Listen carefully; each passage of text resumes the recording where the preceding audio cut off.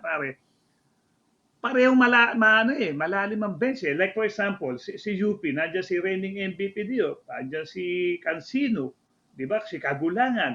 Naku, nakuha na yung Alarcon, magagaling na si Lopez, di ba? Pelisilda, Pilisilda. o di ba? Si Abadiano, Alarcon, mga ano yan eh.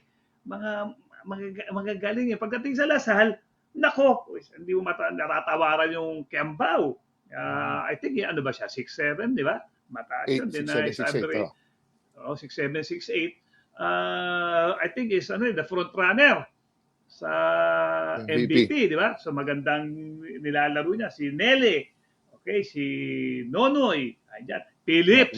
Grabe to si Phillips na to. Parang Dennis Rodman ito. Iba-iba Sumibang. lumaro ito. Di ba? Policarpio is 6'5", pero can guard a much taller man. Di ba? Pang-guard nga nila sa import to eh. Escandor and Cortez. So eto, pag titignan mo, tao por tao, may panapat sila. Bunutan tayo ng palaliman. Medyo hanggang 7-8 eh. May solid na to eh. Sila. So maganda yung nakikita kong matchup nito. Okay, ang nakikita ko dyan, siyempre, alam mo na pagdating sa mga analysis eh, di ba? Okay, si Lasal, 6 years nung huli silang nag-champion. Di ba? Tagal na. Matagal-tagal na yun. Time ni Embala. Correct? Oo, kay Ayo pa. Coach Ayo. Kay Ayo pa, okay. So kung titignan mo, di ba, nawala sila sa finals for a long time, no? And playing, okay, their first finals appearance after 6 years, bago ito sa kanila. Although sanay naman traditionally, Lasal, alam mo naman, mananalo yan. Pero siyempre, iba yung pressure ng playing in the finals. Okay? Although may mga players dito na naglaro na ng finals, si Nonoy naglaro na yan, okay? And iba naman kasi semi-finals eh. Okay? Si Phillips semi-finals, si Nele semi-finals last year. Iba kasi yung finals eh. Against a team na they're trying to make a dynasty na itong UP eh, di ba? Biro mo itong last 3 finalists sila eh. So parang sanay na sila, okay, na lumalaro sa finals. Ang ganda nga ng tapos nila ng number 1 sila sa standing, no? So pagdating kasi sa finals, it's the pressure. Sabi nga nila, tanggal na yung X and O's eh. Di ba? Tanggal na yan, wala na yan. It's all of yung gaano ka ka-hungry, gaano ka ka-compose pagdating dyan, okay? Lalo na, it's gonna be a 40-minute, okay? Hell pagdating dyan sa finals, lalo na yung the way you see how collegiate teams playing nowadays, di ba? Grabe, hindi ko alam saan nila kinukuha conditioning nila. Di ba? Ngayon, okay, ang nakikita ko kay UP, okay, yung championship nila experience. Okay, on how to handle. Especially pare, punong-puno yan. Napaka-iingay niyan. Araneta ba? O, di ba? Ilan ang capacity ng Araneta? That's 20,000 plus. Punong-puno yan. Di ba?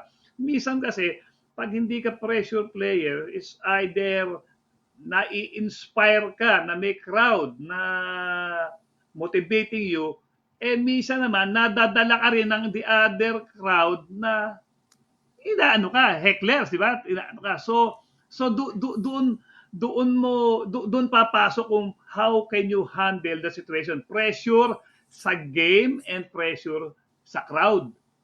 Okay? And I think dito, medyo lamang ang UP. Considering this is their 3rd straight championship finals appearance. Pero hindi ko sinasabing hindi rin makakayanan na Lasal yun, di ba? Kasi they have a great coach. And wow, ang ganda ng momentum nila. They're building up on their momentum na 9 straight eh. Yan ang dadalhin nila papuntang papuntang finals eh. Only ito nga lang talaga, iba ang laro ng finals kesa sa mga eliminations. Okay. I remember nga before there was a team sa UAAP, maganda yung kanilang standing, no. Ito yung UE, okay?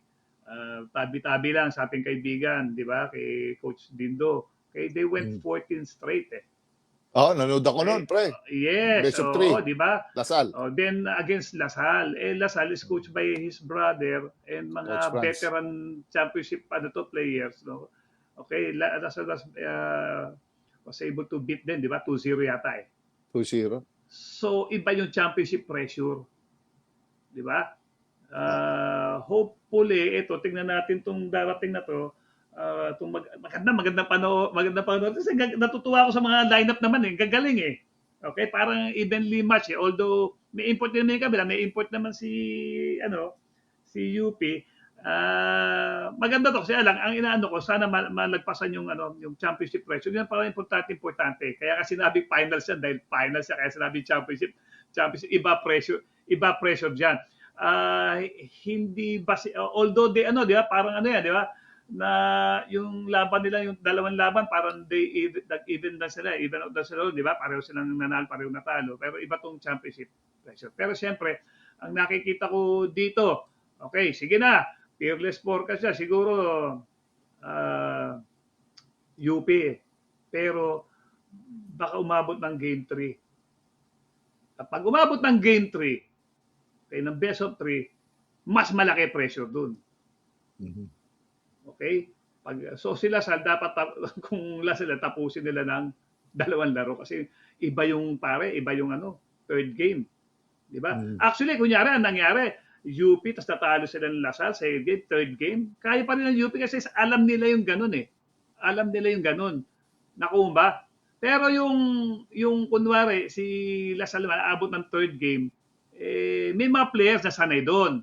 Pero as a team, okay, iba kasi yung as a team eh. Meron kasi mga players na kaya ko yan. Ikaw. Pero as a team, kaya nyo ba pagdating doon yung taas ng pressure? Okay? Yeah. Medyo lamang yung sa UP ako, pero konting-konti. Kasi hindi ko rin matatawaran yung nilalaro ng Lasal eh.